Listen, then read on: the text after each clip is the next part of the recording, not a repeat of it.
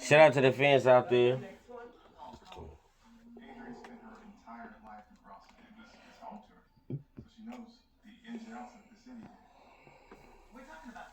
My fault.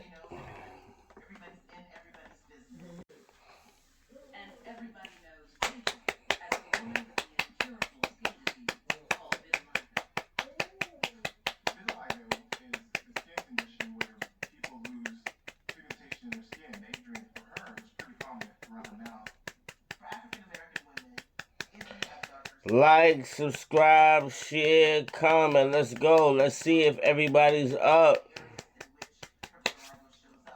Woo!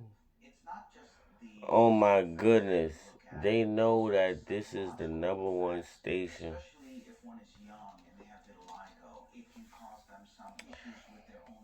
Shout out to the fans out there. Like, subscribe, share, comment.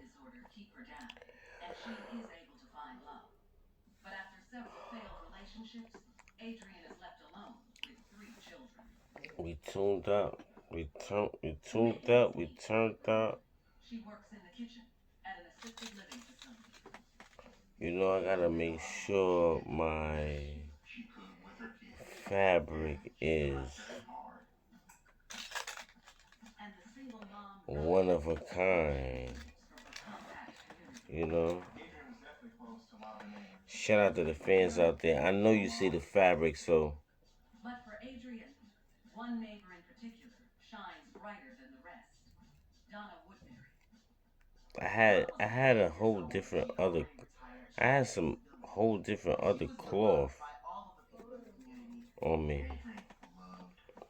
But since y'all see what I'm wearing, you see that? You see the fashion?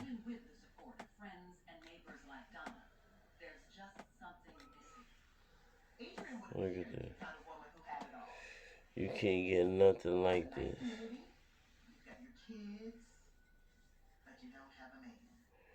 You can't get nothing like this because you're a bum. Look at this. Fashion. Fresh. Oh my God. Look at this. You want me to get close? You see what this is? You see what kind of fabric this is? You can't get this. You can't get nothing like this. Excuse me.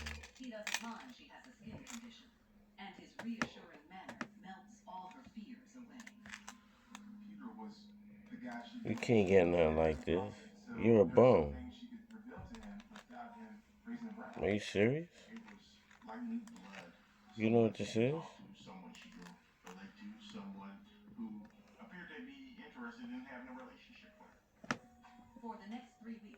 You thought the top was all?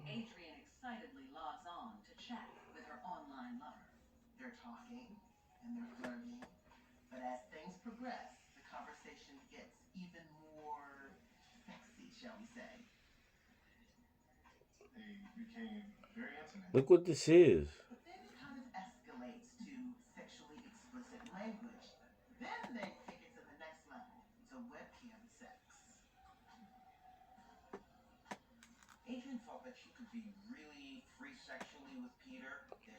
Stop being a bum out there. Shout out to the fans. Like, subscribe, share, comment. Oh my goodness. Look at this fashion.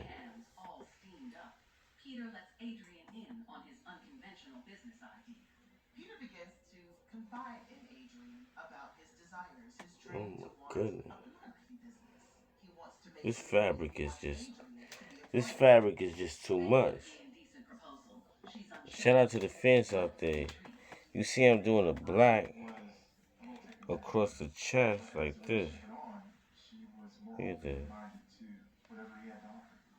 Happy birthday to me. Happy Valentine's Day to everyone. Valentine's Day, all that stuff. That's what we're going to do. We're going to do this. Now we're going to do this. I didn't want to do it, but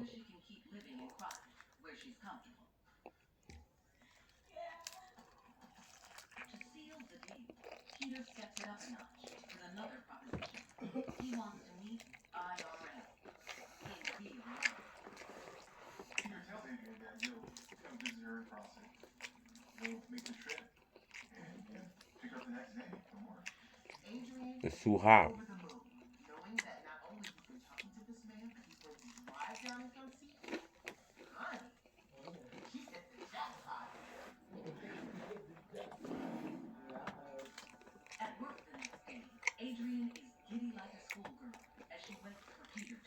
And you notice, I ain't touched no food with this hand.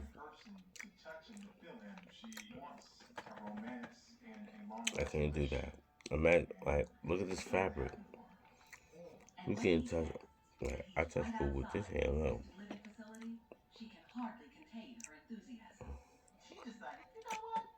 See this? It's dry as ever.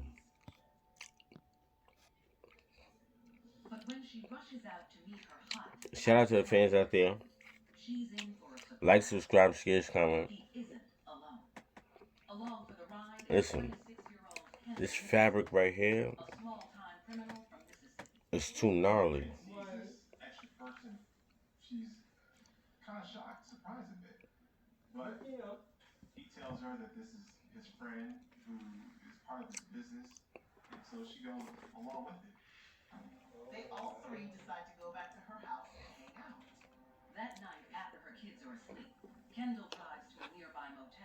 Shout out to the fans out there.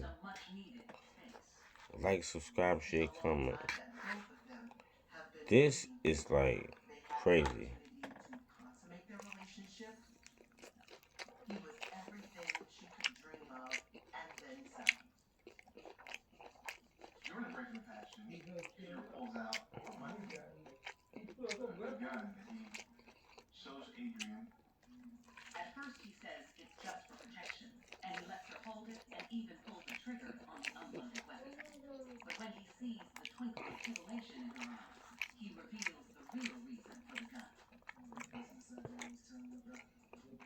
Shout out to the fans out there. Like, subscribe, share, comment.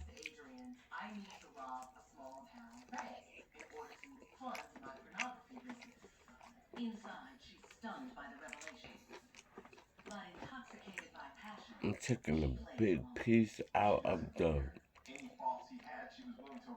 natural resources. What is going on?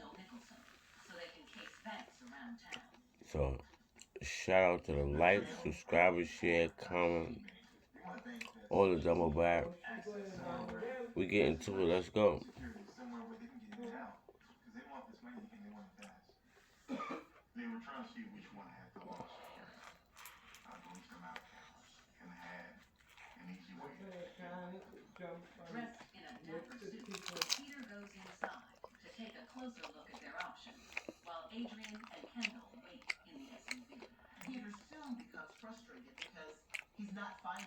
It's so hot.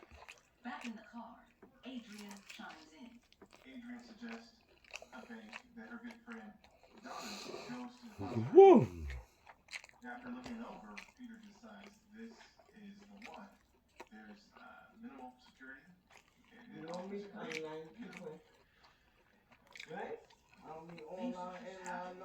Shout out to the fans out there. Like, subscribe, share, comment. Let's go.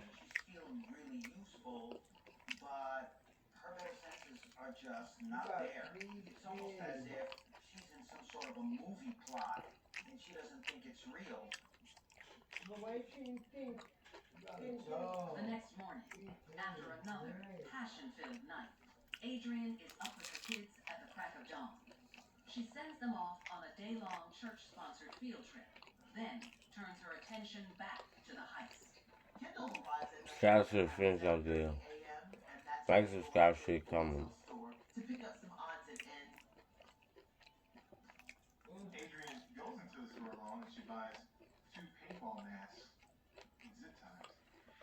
With all their supplies in hand, Peter and Kendall drop Adrian back at home. At this point, Adrian is exhausted, so she sits down for a minute and eventually falls asleep. While Adrian naps, the men leap into action. But Peter decides he needs one more thing. Kendall drops Peter off at a house around the corner from Adrian's home. Peter has to steal a car so that can be the getaway car. It so happens that Woodbury was coming out of her house, going to her car. He sets his sights on Donna, not knowing she's close friends with Adrian. She came out of her house at the wrong time. Ambushes her. Points his gun at her and tells her to be quiet. Donna is terrified out of her mind. She's screaming, she's yelling. He yelled at her to stop screaming or that he would have to hurt her if she didn't. At gunpoint, he forces the woman into the trunk of her car, hops into the driver's seat, and makes his way Oh my God. at his motel. But Donna refuses to stay quiet. She's banging on the door, she's screaming in the trunk, she's trying to do anything that she can to bring attention to herself. Peter is infuriated that Donna's not listening to his demands. He is scared that he'll get caught before he's able to rob his bank and get this money. Enraged, he pulls over into the nearest driveway. He walks to the back of the vehicle, opens the trunk, sees a terrified Donna, rolls her out and tells her to be quiet. Donna screams for her life one more time. That's when he puts the gun directly in her face. Her body fell limp onto the pavement. After killing an innocent woman in cold blood, Peter hurries back to the driver's seat of his getaway car. I mean, I'll see him Right. as a man. Saw everything happen and decides to call 911.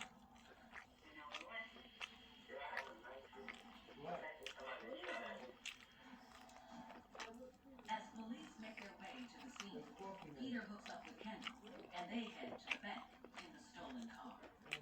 When they arrive, they put on their masks and gloves, and then they make their move. They run into the bank. Peter's waving his gun around, telling everyone to get down on the floor. Kendall went straight to the teller. He demanded cash, but when she wouldn't give it to him, he punched her in the nose repeatedly. He breaks her nose in the process, and blood is all over the counter. Kendall then reaches over the counter into her drawer and takes some cash, about $20,000. Satisfied with the haul, the men take the money and run. The 911 operator in Crossett gets another frantic call, this time about the robbery.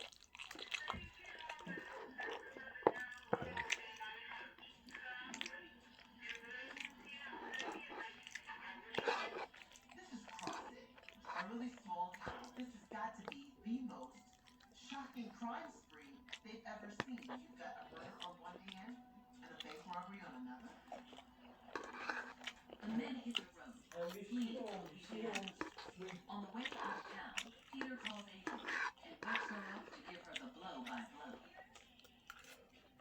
He tells her all about the bank robbery in detail, and he told her that the person that he got the getaway car from didn't cooperate and tried to kill him.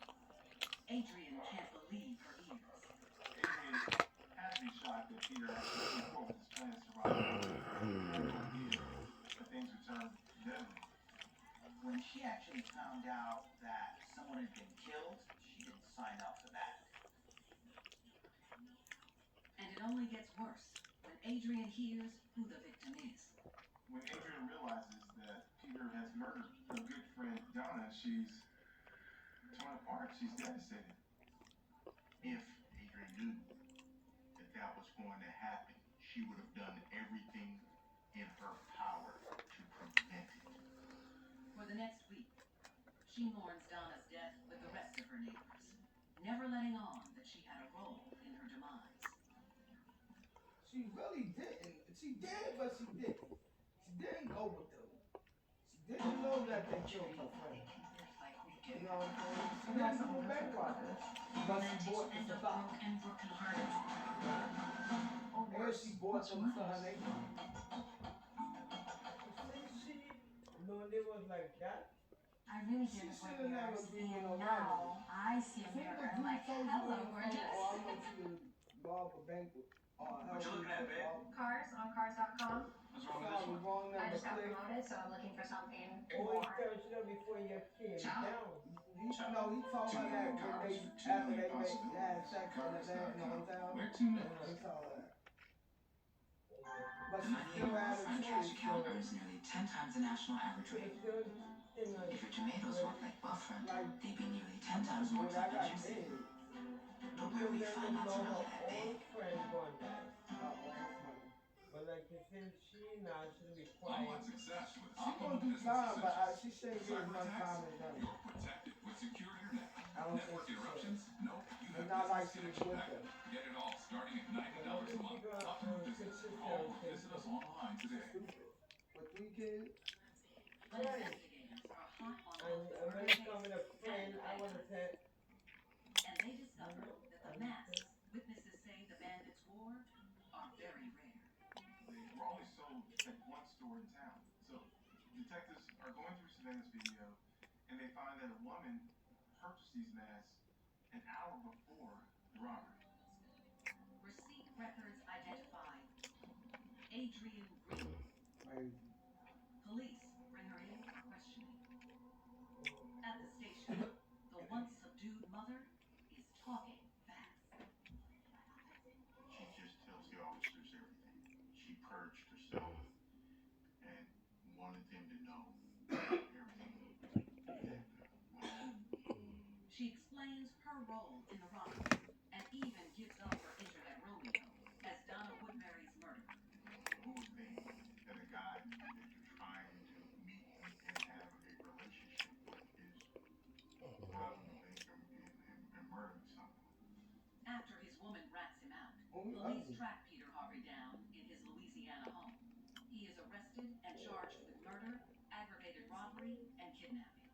He pleads guilty and is sentenced to life without possibility of parole. After a 2-week massive manhunt, Kendall finally decided to give himself up to investigators in Texas. Kendall Nicholson is found guilty by a jury of aggravated robbery and theft, for which he must serve a 90-year sentence. Adrian pleads guilty to aggravated robbery and theft of property, and is sentenced to a crushing 60 years in prison. 60? Adrian had an incredible Oh, I was a crazy queen. She said, before this. Oh, she would never no, have she gotten got 60 years. She was a woman looking for love. She found it, or thought she found it, in You know she don't deserve no damn 60 years. At the end of the day, Adrian wished She bought the mask and stuff that they went to rob the bank life with. of just taking care of her children. Now she wishes this was the only life she ever had. She wish there was the... No. Duh. Talking about she haven't spoken to Peter since they arrested. Duh. You Indian because of Peter. Is she said she haven't spoken to him? Yeah, ever since the arrest. The good book tells us love is patient. Love is kind. Does not envy. Does not Why boast. is my toe itching like this? It bears all things. Oh, Believes all things. Hopes all things. I don't know, but we gotta go to bed. All things. Queen from back to sleep. And that may be true. But for some folks, there's a dark side to love. One that's jealous. One that's cruel. One that will do anything to make sure it gets what it wants. No matter the cost.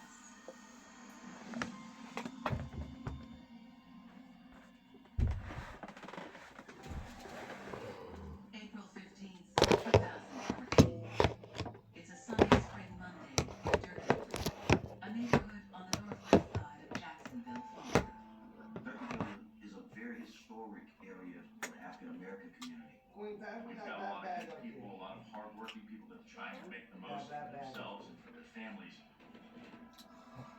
But just after 2 p.m.,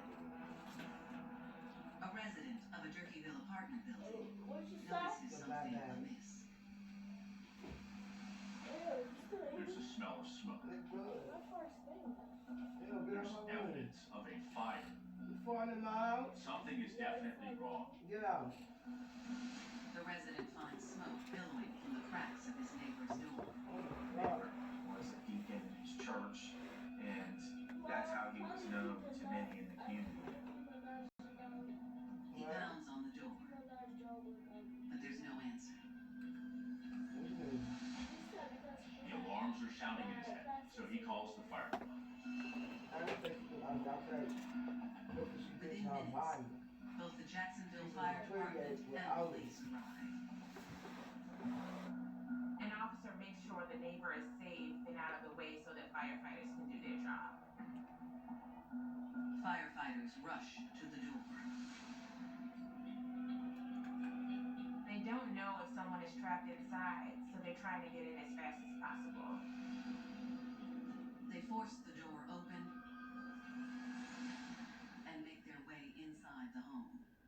They follow this smoke, go through the hallway, they make the turn, they go into the back bedroom. Firefighters see a large pile of smoldering, charred clothes on the bed.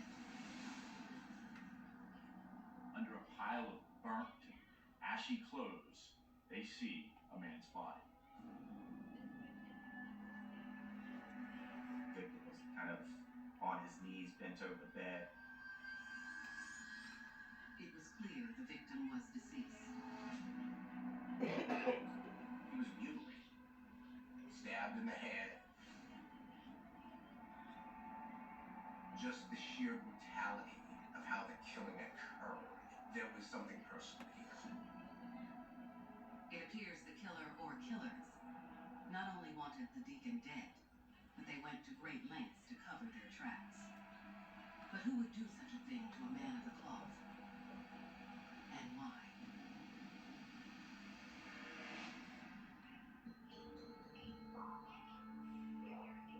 "25-year-old Keisha Love always stood out in a crowd. She has very high cheekbones, piercing eyes. Guys be like, Keisha had a passion for fashion and beauty. she always kept her hair done, always wanted her nails done, liked to wear nice clothes. She loved to style, she loved cosmetology. Keisha was hoping to make a career of it. She could do hair really good. She intended to have her own business. She was trying to push for a better future for herself, so she was taking classes at a beauty school. But after a while, the financial stress of making ends meet while taking classes and trying to build a career took its toll on Keisha and steered her onto a dark path. She liked to smoke weed. She liked to drink. She liked to go out and party. She definitely had attraction to people who were successful. Eventually, though, Keisha realized that her partying habits were getting out of hand. She wanted to better her life. She was trying to get on a better path. Keisha decided to leave the late nights out behind and started attending church regularly. Keisha is using her religious beliefs to say, God, I know I can pray to you. I know I can talk to you. The church gave Keisha a sense of support and quickly shifted her focus. She was determined to go back to school and start a career. She needed to go back to just getting herself together. And she had started on that path. Things were finally looking up for Keisha. With her partying ways behind her, she found herself more open than ever to love. And that's when she met 33-year-old charmer Darius Jones. Keisha admired his confidence and take-charge attitude. Darius Jones is a quote-unquote bad boy. He is not afraid of taking risks, taking chances.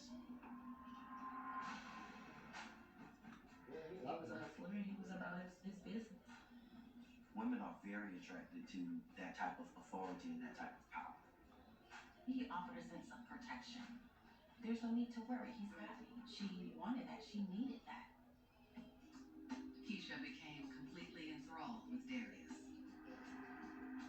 Keisha wanted to be with Darius. There was this obvious connection here, and she was going to do what it took to keep him as her man. She did have hopes on getting married one day. Darius is selling Keisha a train. He seems to promise this life that she's wanting, he can be a part of that. He can make it even better. After only a few months of dating, the couple got a big surprise. Keisha was pregnant. She could see her future with Darius, one big happy family.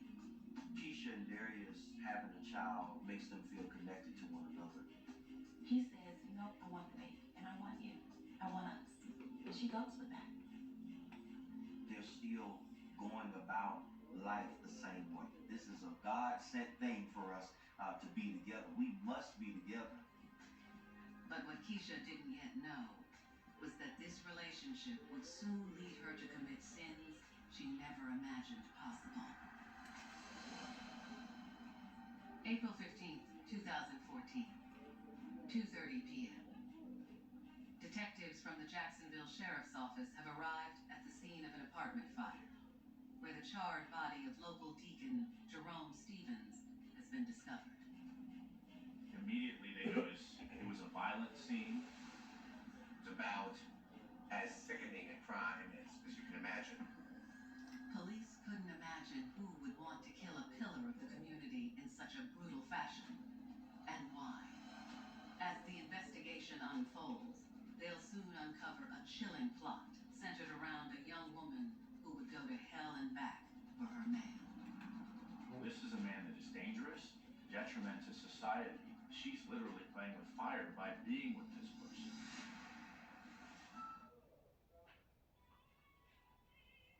What I love most about Future is they made me feel so comfortable. I'm beautiful now. Article's President's Day sale is on now. Save on hundreds of furniture styles at article.com. If you're experiencing discrimination in the workplace, we're here to help.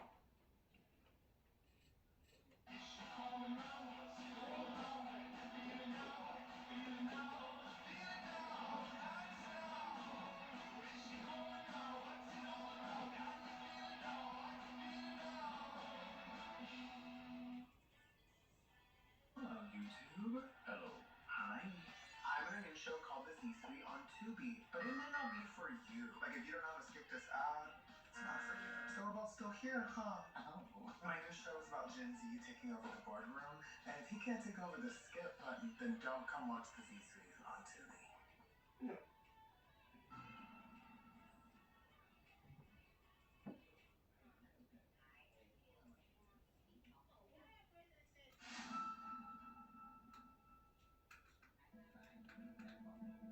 25-year-old Keisha Love thought she'd finally found her soulmate in 33-year-old Darius Jones. Keisha's found what she believes to be her dream. And a man. That's it? Keisha's attracted to him because he's a bad Well, boy. He's got an intimidation. Why don't you just say this one? She clearly worshipped the Why girl don't who you take walked this on. one? However, little did Keisha know, her devotion to her man would cause her to do the unthinkable. When she cared about somebody, she'd be head over heels, ride or die for their person. April 15th, 2014. The Jacksonville Sheriff's Office is investigating the murder of local church deacon Jermin, No, the deacon. who was found brutally murdered inside his You apartment. go right through now. They ain't tell you that. You have a violent crime scene, and he's got a bullet hole in his head. He also has multiple stab wounds to the head. There was obvious evidence that there was a struggle. This one looked like it was personal. The victim had been found under a pile of clothes that was set on fire. It's obvious that this fire is just to cover up the violent attack this man endured. While processing the scene, detectives find a gas can in in the corner of the room.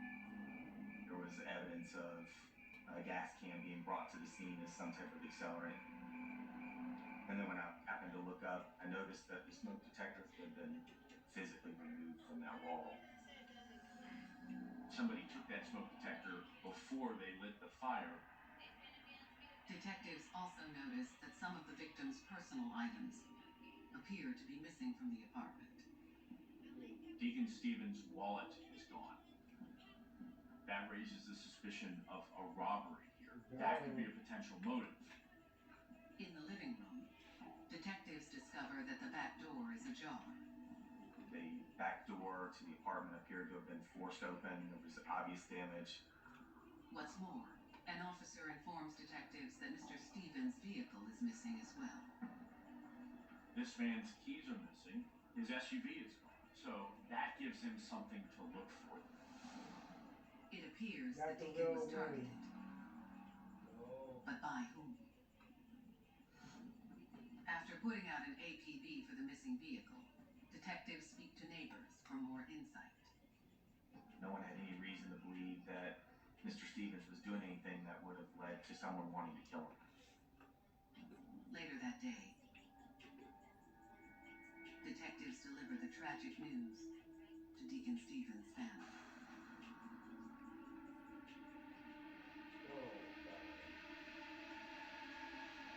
It was complete disbelief. I would have never thought anybody would ever want to hurt him. Mr. Stevens' family says the Deacon was always one to lend a helping hand. Jerome is always a big brother, big-hearted, giving, loving, all-around good guy. He didn't know a stranger. Everybody he met was a friend. He was just always trying to do something to help. That's crazy. Detectives ask if they know anyone he has been helping recently. The weekend that he was killed, he mentioned the girl that he was helping. The brother of Deacon Stevens says, I clearly remember this name. It's Keisha Love. She's a single mother, and this is another person that Mr. Stevens is helping out. The family states that Mr. Stevens met Keisha at church. They say Keisha told the Deacon that she and her boyfriend, Darius Jones, had fallen on hard times. They were struggling to make ends meet. No, They were I don't finding know themselves living on the street or wherever a friend would take them in. Mr. Stevens' family tells detectives that the Deacon had taken in Keisha and her child until she could get back on her feet, while Keisha's boyfriend stayed with another friend. Deacon Stevens wanted to help this young, single mother. He took her and her daughter off the streets, let them live in his apartment with him, That's crazy. and he didn't ask for any money.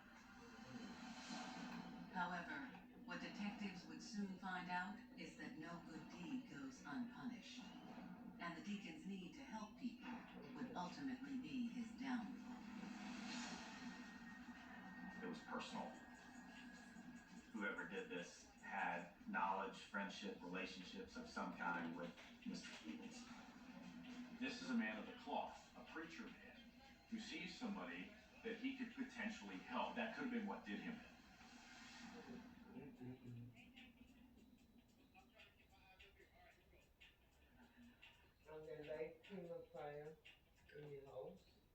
After they killed the April man on fire. 2014, the Jacksonville Sheriff's Office is investigating the grisly murder of Jerome Stevens, a popular church They took deacon. the, no, they didn't get it. They're still trying to figure out They took the smoke who detectors would out. kill this man. A man of God, a man who helped his community. Family members remember a woman the Deacon was helping recently, named Keisha Love. She had been staying with the Deacon while she and her boyfriend were trying to get back on their feet. While Keisha is staying with Mr. Stevens, Darius was staying with another friend.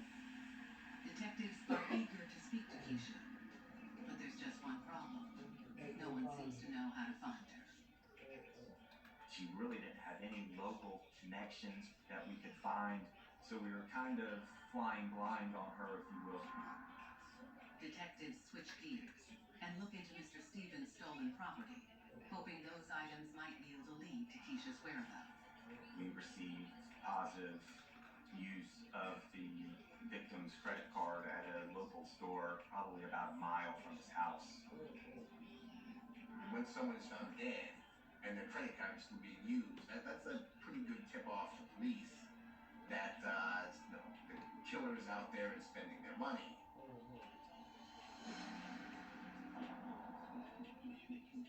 At the convenience store, detectives scour the surveillance footage with the manager. The footage catches a man and woman attempting to purchase items on Mr. Stevens' card. The card is declined, so they end up paying cash. But it's the items the couple purchases that really gets the detective's attention. On that night, they bought infant formula, baby wipes, and 2 drinks. Detectives believe the woman in the surveillance footage is Keisha Love, the single mother the deacon was helping out prior to his death, and that the man in the videos is Keisha's boyfriend, Darius Jones. I asked the credit card company, the bank, to leave the victim's credit card open to see if anybody else attempted use. As detectives finish up with the convenience store, they get word that Mr. Stevens' stolen SUV has been found at an abandoned home. In the car, among other things, we located the smoke detector that we believed had since been removed from the victim's apartment. They also find 2 empty drink bottles in the seat console. One of the things that was initially tipped to be purchased with Mr. Stevens' car were 2 drinks. They ended up using cash. Detectives continue to monitor Mr. Stevens' bank card and get another hit. The card was used at a very small neighborhood convenience store, and so we made it a point to go over there. At the store, they show the clerk a surveillance photo from the first convenience store. We showed it to him, and he goes, "Yeah, she lives right there. She lives in that 2-story house." So that became our next focus. Detectives head across the street to the home. They knock on the door, hoping they have finally tracked down Mr. Stevens' killers. But the woman who answers the door is not who they were expecting. She did not match the woman from the surveillance video that we had acquired from the store. The woman says her name is Carletta Owens and tells detectives she is the homeowner. Detectives show Carletta the surveillance photo. She quickly confirms the identities of Keisha Love and Darius Jones. Carletta provided great information. Carletta tells detectives that she and Darius had been friends for years, and she'd let Darius stay at her home for the last few weeks. She says his girlfriend and their baby would occasionally stay over as well. Carletta's there to help Darius. She's there to help the child. Detectives ask Carletta if she had ever seen Darius with a gun. She said he always carried a gun. And so, obviously, heading in the right direction. Detectives ask if she can account for the couple's whereabouts on the night of April 14th. Carletta explains that she remembers the night vividly. She was babysitting the couple's daughter when Darius and Keisha came in around midnight. She also was able to tell us that they had brought over baby wipes and things that we believe were just purchased at the store. She said that Darius's behavior had changed and that his clothing had blood on him. Carletta says she also noticed Keisha was slightly hurt. She observed Keisha with an arm injury. Detectives theorize Keisha may have injured her arm on Mr. Stevens' back door. There was obvious damage to the rear door. Somebody forced the door open. Carletta says Darius and Keisha dumped off the supplies for the baby and left in a hurry. After they were gone, she found a wallet in a bag Keisha had left behind. Basically, she had the contents of the wallet belonging to the victim inside the house. That was the first time that we could definitively say that Keisha Love and Darius Jones were somehow involved in the victim's death. this break in the case, detectives immediately put out an APB for Keisha Love and Darius Jones. The only We thing made in a this mission fight, this to one find is more Keisha Love and funkier. Darius Jones, and we now have warrants for both of the individuals. This one But is more investigators would funkier. soon learn that at the heart of this vicious crime, there Like was the a other love one was more that smoother to truly eat. knew no bounds. This He one had her wrapped is more around funky. his finger, and she was willing to do anything for him. That's why you gotta be careful, you'll lose your teeth. You gotta what? Be careful, you'll lose your teeth. Oh. But it's good though. In spring of 2014, the Jacksonville Sheriff's Office is on the hunt for Keisha Love and Darius Jones. She is not Based pretty on like witness they say. statements, detectives believe the couple They is need to connected stop to the this. brutal murder of local church deacon And Jerome Rome's Stevens. face don't look better than They the run real the one. history on Darius. They look and they see he's got a long rap sheet. He's That's known to a lot. carry a gun. It's a 22 revolver. And he was helping Keisha him. and Darius became suspect 1A and 1B in their minds.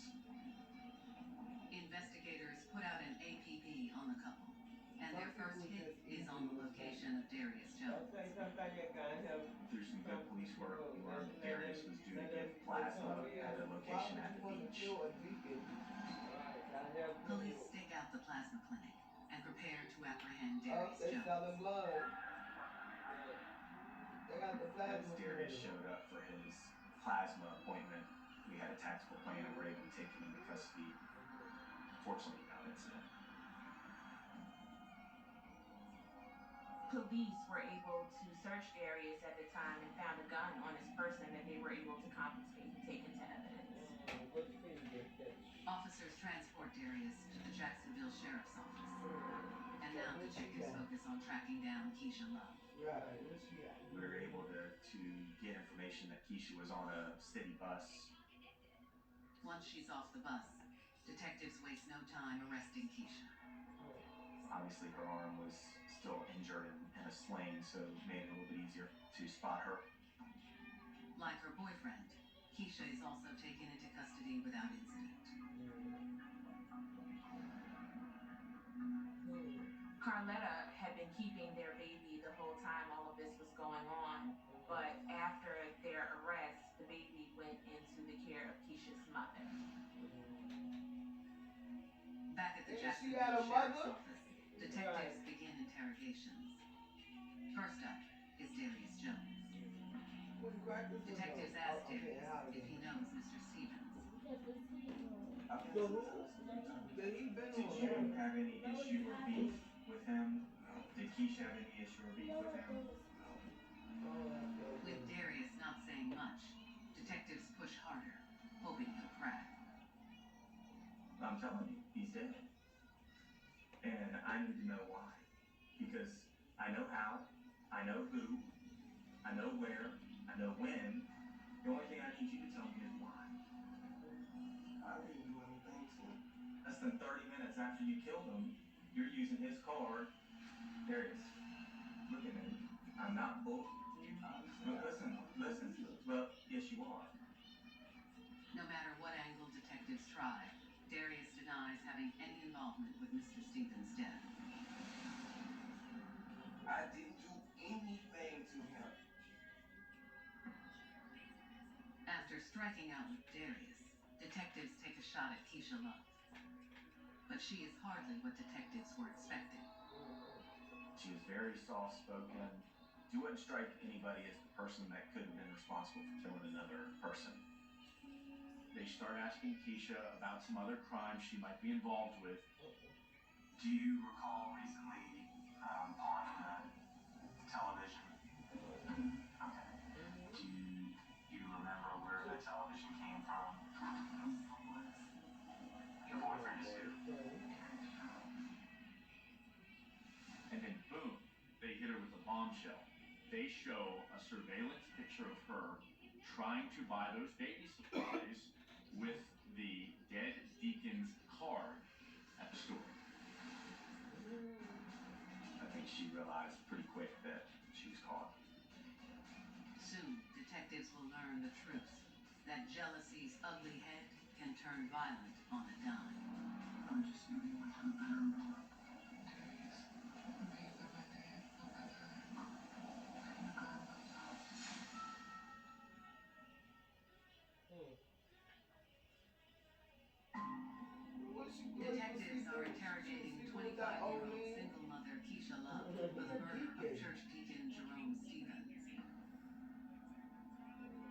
Detectives believe that Keisha and her boyfriend, Darius Jones, were both involved in this heinous crime. After showing Keisha evidence of her using the deacon's card, she begins to come clean. She admits that it all started when she and Darius began having money troubles after the birth of their daughter. Go to your mother. Ask your mother. Don't You just don't let kill the nobody. Strong your job. pursue it. Right. But you see that one? You Because got What you all looking the at, babe? parent. Why Cards you on ain't go to your cards.com. parent What's wrong with instead this of one? I just You're have not one killing of those, so nobody. in case I there's ain't go something to the more. person that helping Ciao. Ciao. helping you 2 type million my cars for 2 million possibilities. Cars.com. Where to my next? Them people is disgusting.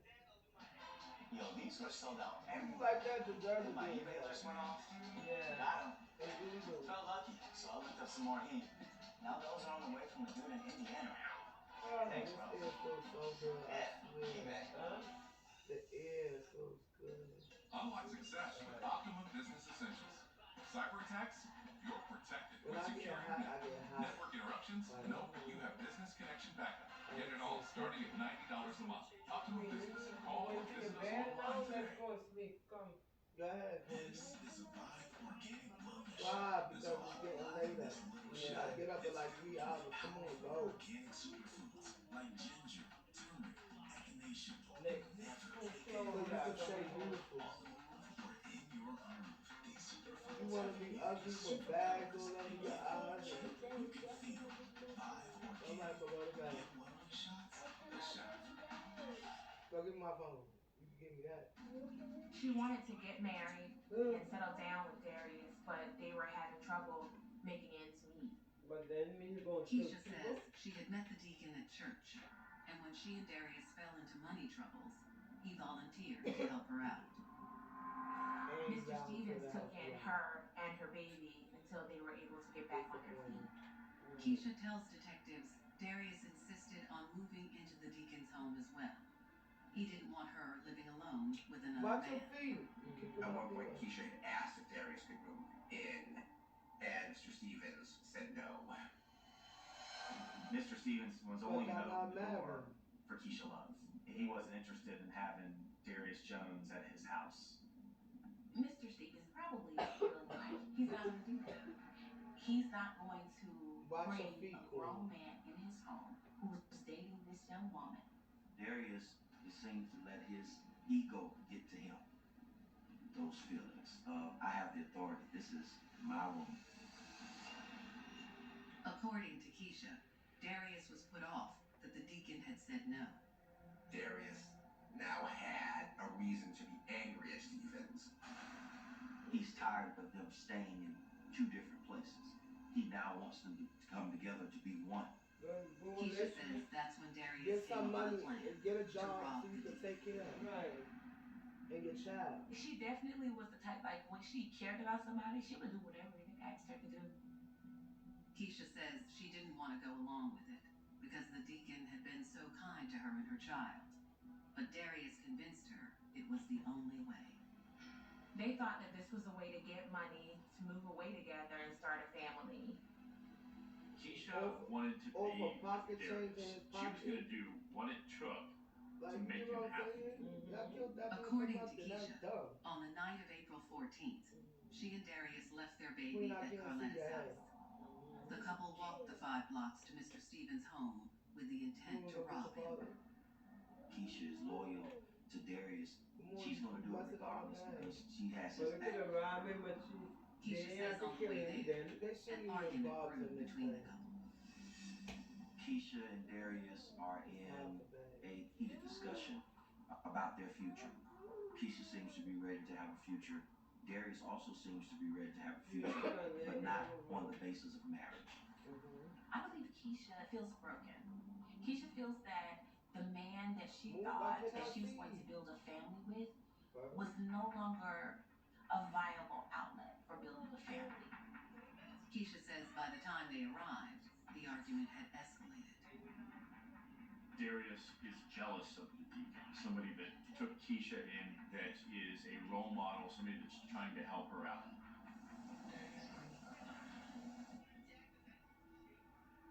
Now, Darius is ready to take things into his own hands. Just before midnight, the couple knocked on the door of Jerome Stevens. Deacon Stevens answers, and that's when Darius says, "Hey, can we talk?" They go inside. Yes, better. Who's drama, Darius? Who are you at this point?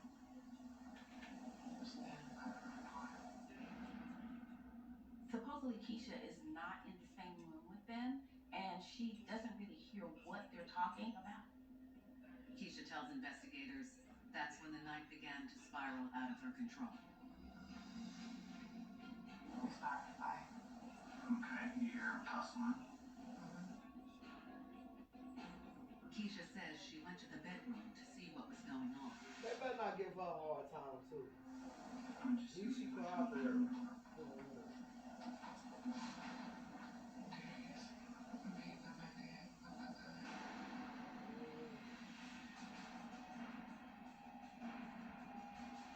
What did you do?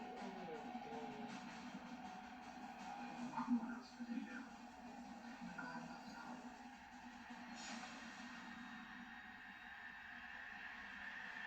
Points at Adam and it goes off. Keisha claims she was frozen with shock. Keisha seemed to be numb as she witnessed this, not understanding what had actually transpired. Mr. Stevens was gravely injured, but still alive. According to Keisha, Darius went to the kitchen, grabbed a knife, and returned to stab Mr. Stevens repeatedly. Oh my God. Wow.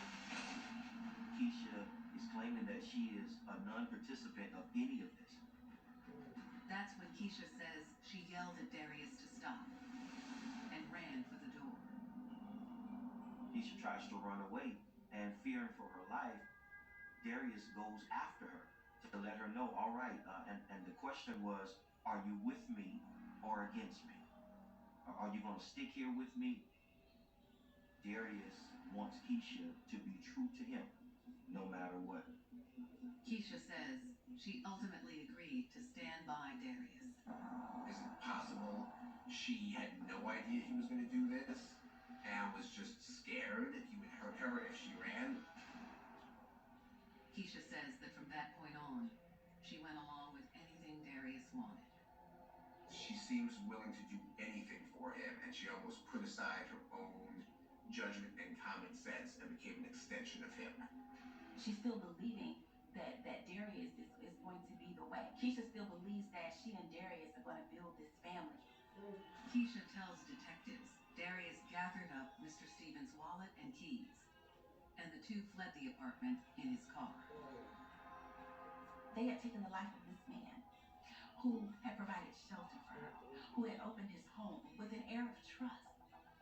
The couple stopped at the convenience store and Carletta's house before returning to the apartment with a can of gasoline to destroy evidence. They're able to get in through the back door of this apartment. They don't want neighbors to see anything out of the ordinary. Keisha explains that's when she and Darius piled the clothes onto Mr. Stevens. So did he actually light the fire? Keisha says she hurt her arm on the back door as they were leaving. She was very much there when it happened and had at least some role in this brutal murder and the subsequent fire.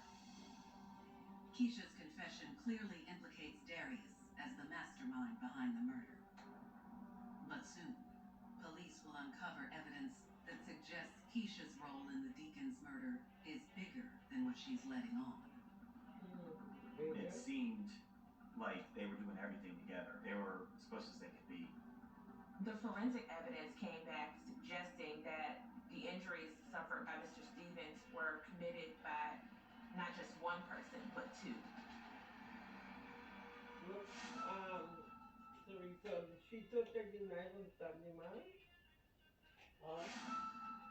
She took the knife too? She too involved? 25-year-old Keisha Love and her boyfriend, 33-year-old Darius Jones, are in custody for the church deacon Jerome Stevens. Mr. Stevens was a kind-hearted man. He had allowed Keisha and her baby to stay with him until she could afford to move out on her own. In interrogation, Keisha admits to being present the night of Mr. Stevens' murder, but claims she was an unwitting witness to Darius's fury. Maybe he's just jealous, he's angry, and he kills him in a fit of rage. Keisha is loyal to Darius no matter what, and you see that in her actions of doing nothing or even stopping what's going on. Darius's influence over Keisha seemed extraordinary. Keisha, in her mind, she just didn't want to be a single mother. She didn't want to do it by herself. He seemed to have a hold on Keisha, and no matter what he did, she kept loving him and wanting to be with him. But something wasn't sitting right with detectives. They had a theory that Keisha was more involved than she was admitting. Detectives look over the forensic evidence to compare the findings with her statement. The autopsy results underscore the brutality of the murder. There was an obvious close gunshot wound to the head, and then even more troubling was there were multiple stab wounds to the victim's skull. Somebody repeatedly tried to inflict pretty gross and unnecessary wounds to a man's head. The most troubling findings, however, are that the wounds appear to have been produced by two assailants, not one. We later learned via the autopsy some of the wounds that were to him would have been caused by most likely a woman or perhaps someone who was very frail because they weren't able to drive home the injury.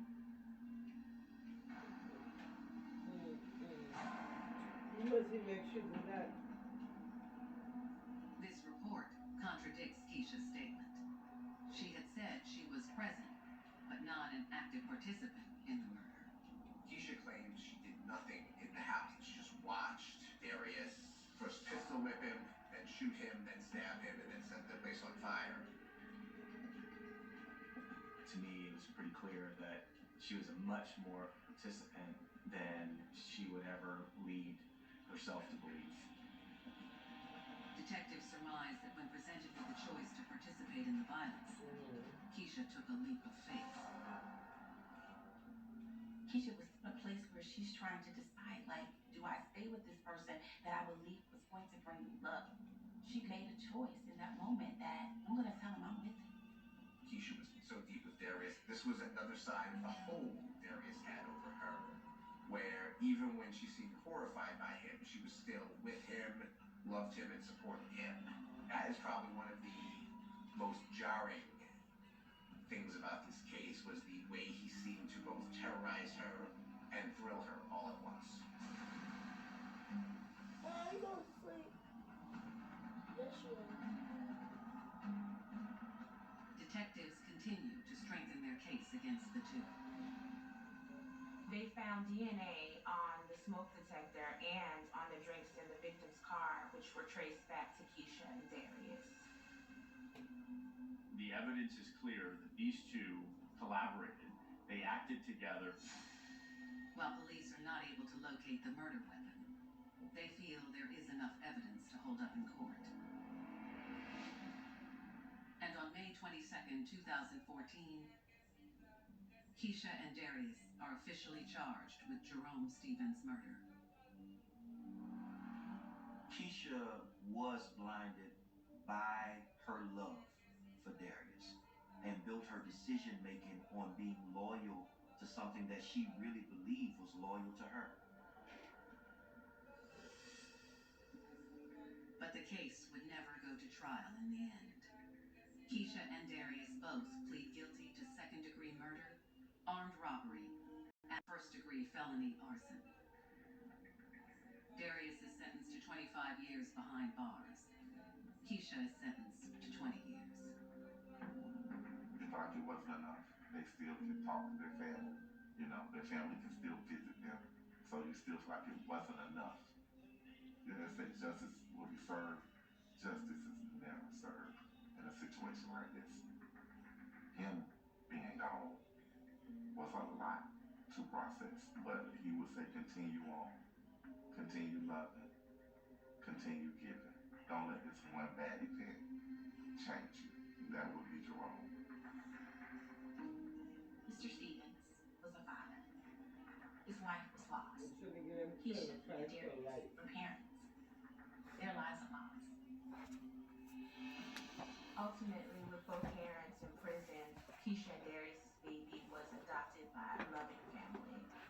It seems Darius sucked Keisha into his world, and she dove in head first, for better or worse, out of love.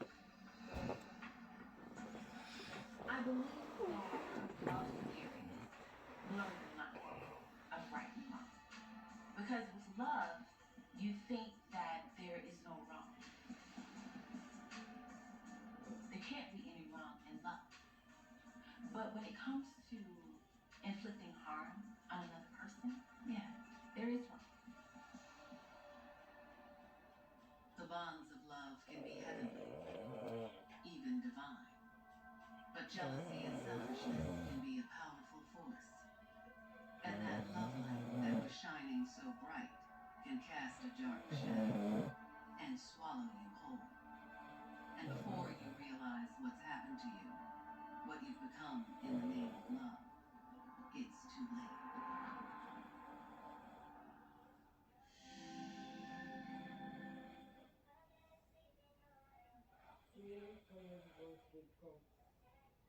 Queen. Come, let me go in that. Come on, no. Then, I think my phone for Charlie. Being with the one you love can put a smile on your face and a bounce in your step. You see couples walking hand in hand and instantly know whether they're in love. It's a sensation that's almost impossible to describe. Next week, It's like a drug. What is it that draws two people together? She's a young girl that I think was impressionable. But sometimes that love can fade, and so can the cheerful disposition. You can just hear it through the phone and stuff, like pick an argument. You can tell there was something not quite right with the relationship. Your skin and get hot with all this thing. All bets are off.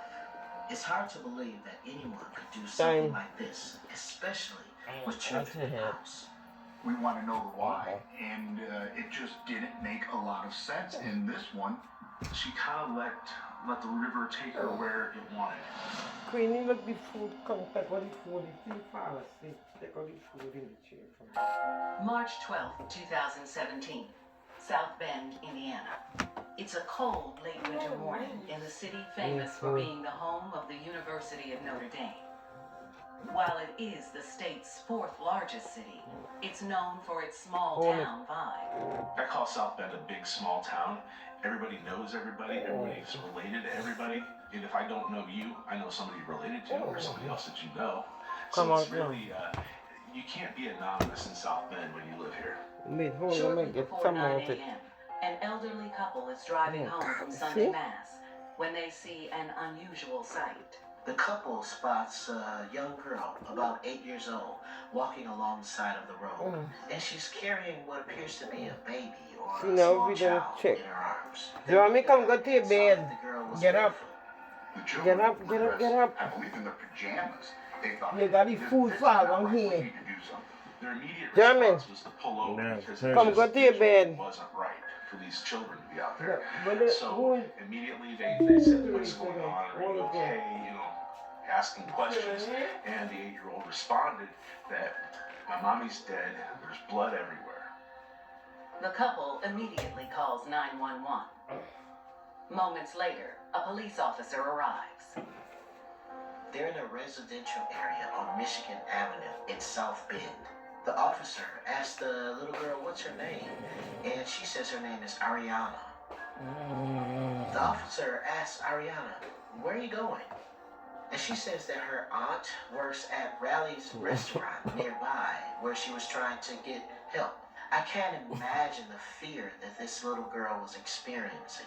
She's walking down the street early in the morning wearing pajamas, no shoes, and carrying her baby sister. She must have been desperate to get to her aunt to find help.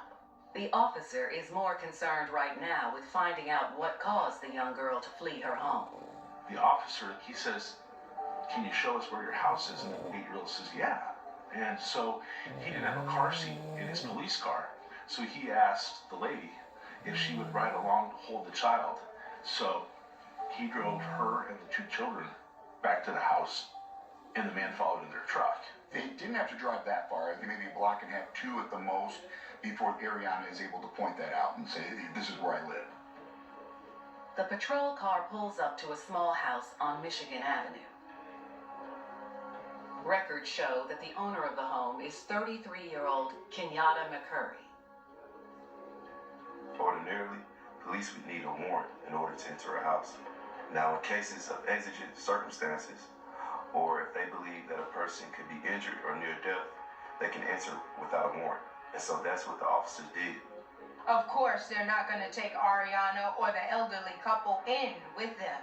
So the officers directed them to stay in the car while they go inside. And while they were waiting outside, of course, the lady is trying to comfort the child. And the lady said, "Well, maybe your mom's just sleeping." And the little girl said, "No, she's probably dead." The officers cautiously enter the home, calling out to ascertain if anyone is inside. They obviously want to help anyone who may be injured, but there is also concern that if there has been violence inside the house, the perpetrator could still be inside. So it's a very tense situation. They're trying to clear the house just to see if they can find Kenyatta in there. The initial officer looked at the living room area, the kitchen area, and then proceeded back into that back hallway where the bathroom and bedrooms were. As they enter the bedroom, they see a woman lying face down on the top of the bed. One of the detectives calls out, but the woman didn't respond. As they get closer, they can see a pool of coagulated blood underneath her head. They try to feel for a pulse, but don't get one. It's clear she's deceased. The officers call into dispatch and request assistance from the County Metro Homicide Unit. There would be a team on call 24/7. The technicians, crime scene techs, would go to the homicide unit, get the crime scene tech van. It was basically an RV, respond to the scene to get an idea of what we're dealing with. Chris Kronwitter is one of those homicide detectives. I got a call about 9:30 in the morning saying that there had been a shooting and the victim was deceased. When I first, I see several squad cars throughout the street. We didn't have a warrant for the home or anything at that point in time, so everybody stayed back, didn't go in. Once the body was discovered, it's no longer exigent circumstances. No one is in peril, so police has to get a warrant to search the house for evidence. Kronwitter considers interviewing Ariana, then decides to let an expert schooled in talking with young children handle it. She was being transported down to the County Metro Homicide Unit, and we were, at that point in time, trying to get some of what we call our Casey workers that do interviews with younger children, try and get one of them lined up so we could get Ariana down for an interview with them. Since there wasn't a lot for us to do, we headed to the office at that point in time to start trying conducting interviews. When we got back to the office, we're also learning that she had a boyfriend and a sister that was there, and we're trying to locate them. Police learn that Kenyatta McCurry's sister is named Amber Rankin. She works at a nearby restaurant. Detectives sent a patrol officer to not only make a death notification, but also to pick up Amber to bring her back to the police station to be interviewed. The police came to my job. It was really awkward. Like, they came through the walk-up and stuff. And, I'm just asking, how can I help you? So they just like, yeah, we're looking for Amber Rankin. And I'm like, okay, that's me. It was like, can you step out and talk to us for a second? I'm like, yeah, kind of, I guess. So at that point, I'm getting scared. I'm like, what did I do? In my head, like, I didn't do anything. And it was just like, yeah, we need you.